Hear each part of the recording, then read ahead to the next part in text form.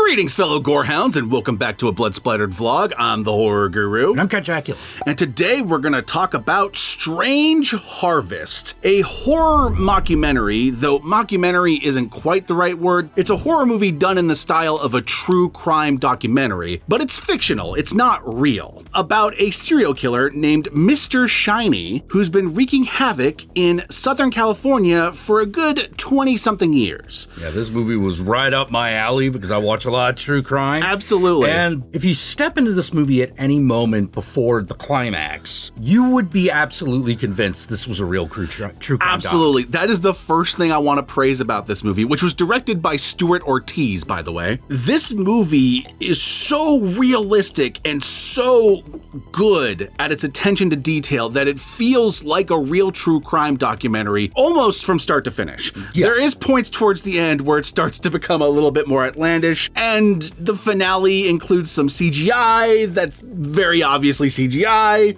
Yeah. But for the most part, this is so realistic you could totally buy it as real, which is not true for every horror mockumentary. No. One of the reasons that it gets a little more sketch near the end is when you realize what this movie is doing. This movie is an attempt to tell a Lovecraftian story through the lens of true crime.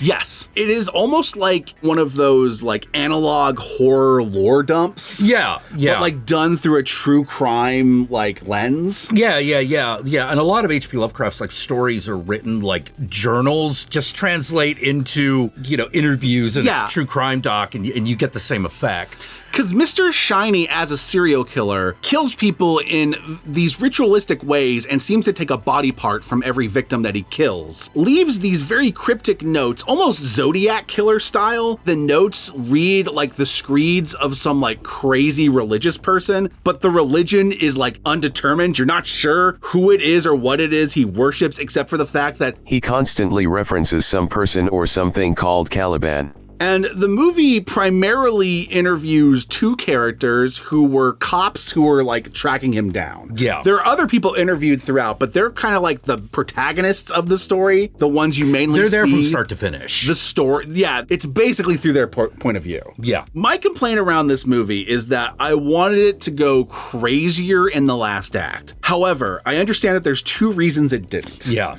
The first one is budget. What it did do already required some kind of wonky CGI that didn't necessarily look the best, so I understand why they wouldn't want to go further than that. Oh, yeah, they would have needed like an extra $1 million in order to really pull it off. The second reason is just a straight-up narrative problem. If you're gonna buy that this is a straight-up true crime documentary that aired on TV, which is basically what it's selling to you. Yeah, that's what it's purporting to be. Then it can't go as crazy as you would want it to and still have the world exist afterwards, basically. Yeah.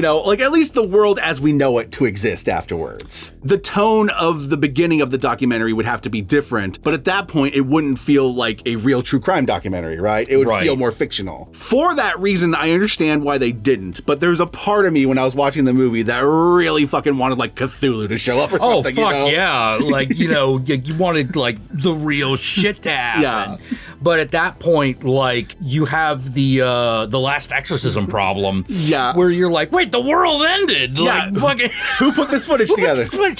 The reoccurring problem with a lot of found footage movies, and some of them actually came up with clever answers to that. Yeah. But I don't know if this one would have been able to, because it would have had to like break its entire conceit to do it. Yeah, you would have had to have done a thing where like there was secret footage that was removed and like someone put in later. But what is cool is the way this is set up and done, even with the way this movie ends, which we'll talk more about in the spoiler section, you could totally see like a Strange Harvest 2. Oh, yes. Like a second case, a second follow-up, or even a case set in the same universe that follows a similar trajectory. Or even like maybe a found footage that is basically Mr. Shiny himself. Yes, you could totally do that. Yeah. You could also make a found footage like that, one that doesn't have that conceit and they can just it doesn't have the doc narrative, it's just found footage. You could totally do that. Yeah. And I would totally be down for it. Usually I'm not a big fan of things that are primarily lore and less story, but I actually thought this movie did a good job of like sneaking linking in a little story with it, with like the arcs of the cops. Yeah. Talking about where they were at the beginning of the case and where they were at the end of the case. Well, that's kind of the beauty of like the way that Lovecraft actually wrote a lot of his stories, because they are lore dumps. They're huge lore dumps, but like you're always following one character who's usually the narrator. So it actually creates a story. Yep. That's one of the reasons it works as the Lovecraftian a la true crime doc. It's not a complex story. I mean, it's basically very simple. Narratively, it's about two cops who didn't catch a guy in the past and now has an opportunity to catch him again, and they're trying to make up for lost time and make up for all the victims that got hit along the way. Yeah. Some of which they didn't even know were victims of this guy until later, you know? Yeah. I enjoyed Strange Harvest. I think that if you like found footage or horror mockumentaries or even analog horror kind of stuff, you might actually really enjoy this. And if you like Lovecraftian horror, there was another Lovecraftian kind of horror mockumentary we watched recently. It involved that like weird government experiment that like... Oh, MK Hexa. MK Hex. MK Hex. Yes. Yeah. If you liked MK Hex, you'll probably also enjoy this. I think they would go actually pretty well they together. go really well together. MK Hex is more like someone's documentary that they made themselves. Yeah, so it goes a little wilder. Whereas this is more designed like a professional documentary you would see on like FX. Yeah. Now, with that said, this movie's currently available to rent or buy on various platforms. Pick your poison and enjoy. It did have a brief theatrical run, but I'm pretty sure that's long since done at this point. So check it out if anything we've said so far has enticed you. And with that, let us move on to the spoilers, and we'll talk about the end of this movie.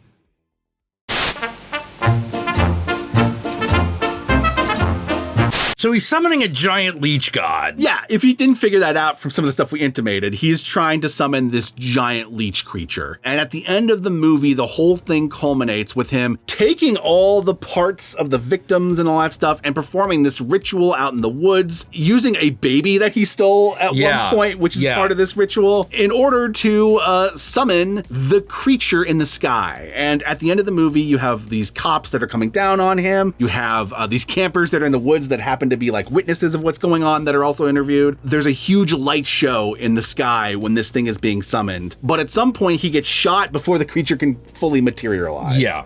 But people describe that they all saw different things in the sky. Yeah. They all saw a thing, and there is footage of the light disturbance. Yes. That's the wonkiest part of the movie for me because it's so clearly CGI in the sky. Yeah, it's so clearly After Effects. They try to hide it by using like really bad like DV footage to like try to like make it look worse. Yeah. But even still, you can tell that someone created it on a computer. That being said, I did like everyone like describing the weirdness they experienced, like the people who felt nauseous and like fainted when they looked at it, people who looked up in the sky and thought they saw a mouth, yeah, all these other things. I did like that. It felt very Lovecraftian. Yeah, it's a very well-crafted movie. Yes. Like, it's got budgetary constraints, but what they were actually able to pull together off is actually pretty impressive. Yep.